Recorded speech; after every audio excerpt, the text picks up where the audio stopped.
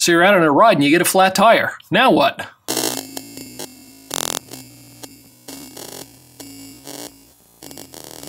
Hey there, bike rider. Thanks for tuning in to Tuesday Tech Tips on Cyclecraft TV. You know, a question that we often get from new bike customers is, what are the things I'm going to need to have with me on a bike ride to make sure that I can get home safely? So I compiled a list of tools and supplies that every rider should have, whether you're a new rider or a seasoned pro. First thing on my list for absolutely every rider, first thing you should always get is a nice floor pump. This particular one is not too expensive. It's made by Lezyne. It has a really nice big pressure gauge on there, steel body, and it's a reasonably large volume pump to pump your tires up fast. Now you could use a compressor if you have one. Like those little electric compressors are really not that great. Number one, the gauges are generally not that accurate, and it actually is slower than using one of these floor pumps. Floor pump like this, anywhere from $40 to $60, and you'll have something that's nice quality that will last you a long time. I don't recommend getting the cheapest pump you can lay your hands on, as it will only work a few times before it actually gives up the ghost on the seals and that sort of thing. Now, one tip I do want to point out is that every time you ride your bike, it's not a bad idea to check the pressure in the tire. Now, the correct pressure is usually rated on the side of the tire. Pretty much every tire in the United States these days is going to have a pressure range that you can pump your tire up to, depending on the type of tire. Mountain bike, for example, is going to be 35 to 65 pounds. A road tire might be 90 to 110 pounds. So it really depends on the size and volume of the tube that you're talking about. It will also depend on your weight. Lighter riders can go with the lower pressure. Heavier riders want to go with higher pressure to avoid pinch flats. And that's usually the most common thing that you're going to see when you get flats on the road. Pinch flats are the most common flat that we see coming through the shop. So that said, you're out on the road, you pump the tires up to the right pressure, but you got a flat tire anyway. So what do? Well, the first thing you want to make sure that you're paying attention to is the size of the tube that you need to be carrying with you. Every tire, again, in addition to the pressure rating, is going to tell you what size the tire is. So, for example, this one is for a wheel that, or a tire that's 700 by 20 to 25 millimeters. It's a pretty standard road bike size. It will also have the type of valve required on the side there. So you want to be familiar with the type of valve that your wheel uses when you're picking out a tube to carry with you. There's two types of valves that we use here in the United States. It's going to be the Presta valve and the Schrader valve. The Schrader valve is the one that you see on, standard car tire. You can fill up at gas stations, etc. A Presta valve is that little skinny valve with a little knob on the top that you have to unscrew and screw in order to get air into the tire. So now that you've gotten your flat and you know you have the right size tube, you're going to need a way to get the tire off of the rim in order to change the tube out. And this is the first item that we want to make sure that we have with us. It's pretty basic. It only costs a few bucks. Tire levers. These particular ones are Pedro's, and these are what I carry in my own personal kit. They're strong, they're easy to use, and they come in fun colors. So the other thing you definitely want to have with you is a way to pump the tire back up once you've actually got the new tube in there. So there's two ways to get that done. So you can use a mini pump like this nice one from Giant, or you can carry a CO2 inflator and CO2 cartridges. Okay, now there are definitely pluses and minuses to each one of those things. This will pump your tire very fast, but if you've only got two cartridges with you and you get more than two flats, you're going to not be able to pump your tire up.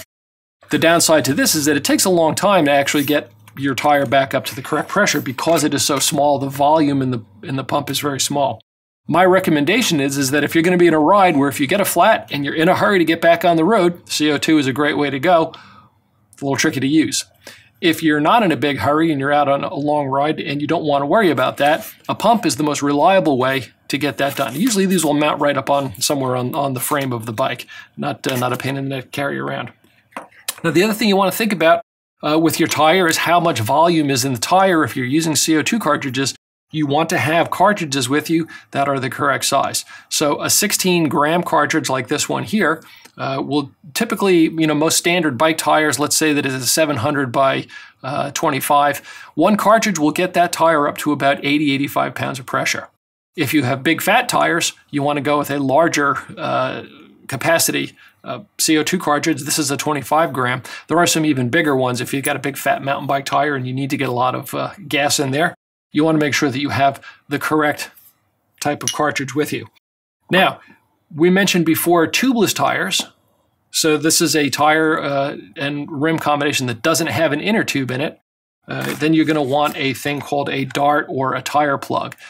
So if you get a puncture that's bigger than the sealant will fill, you want to be able to fill that hole up if you have a hole in the tire. A dart or a tire plug is a very useful device.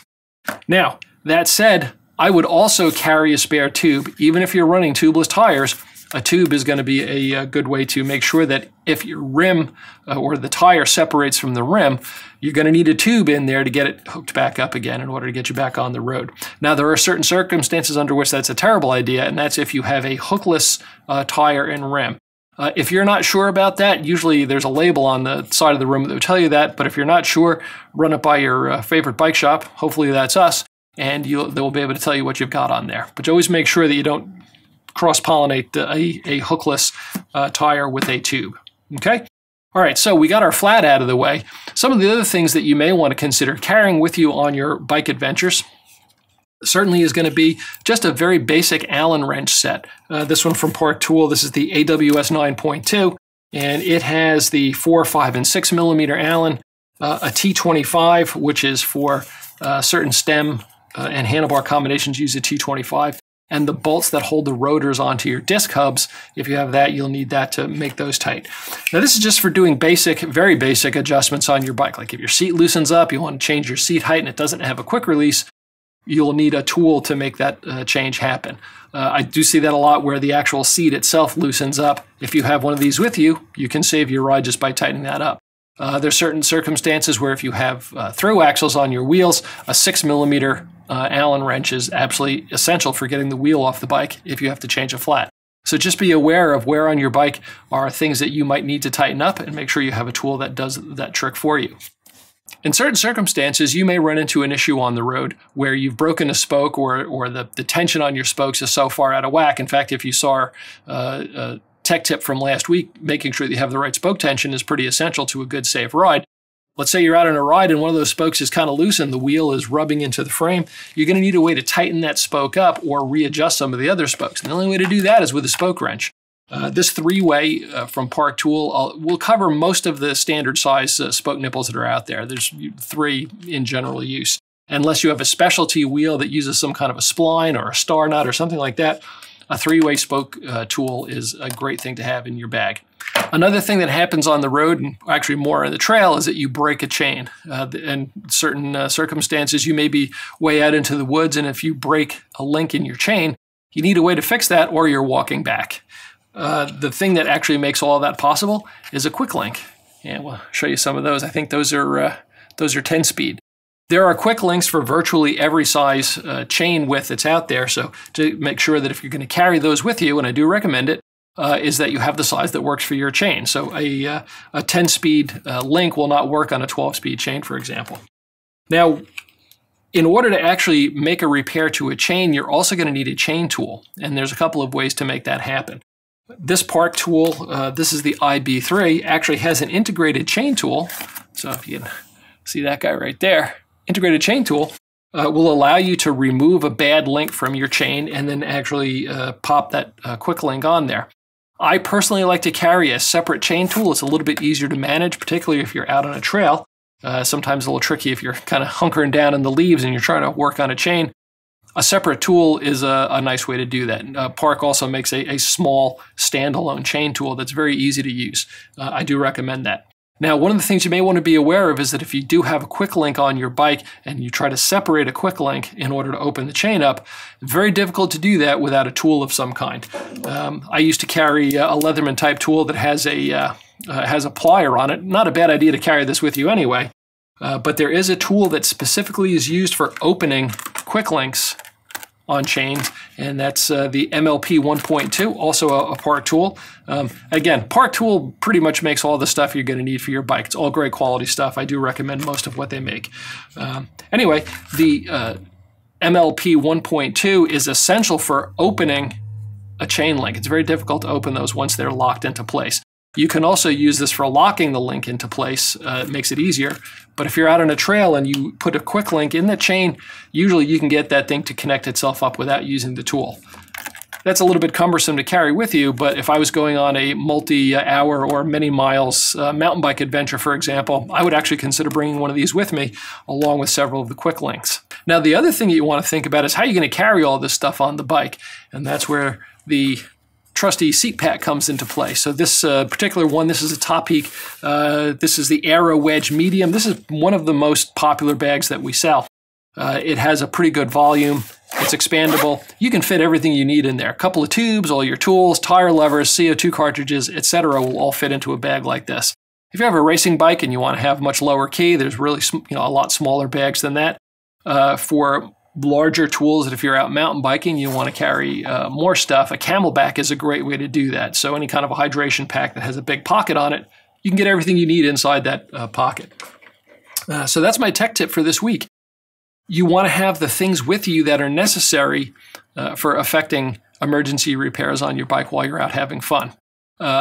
If you like the idea of working on your own bike and you like to tinker with things, a larger, more complete tool set is essential. You might get a work stand to hold the bike up. Maybe we'll talk about that in another video.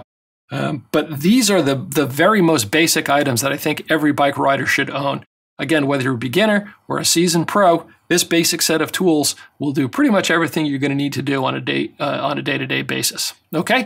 So that's my Tuesday tech tip. Get the right tools to carry with you. That's it for this week, and we will see you again next time on Tuesday Tech Tips on Cyclecraft TV. That's it for me. Thanks for watching. Hit the subscribe button and give us a thumbs up if you wouldn't mind. And as always, keep the rubber side down.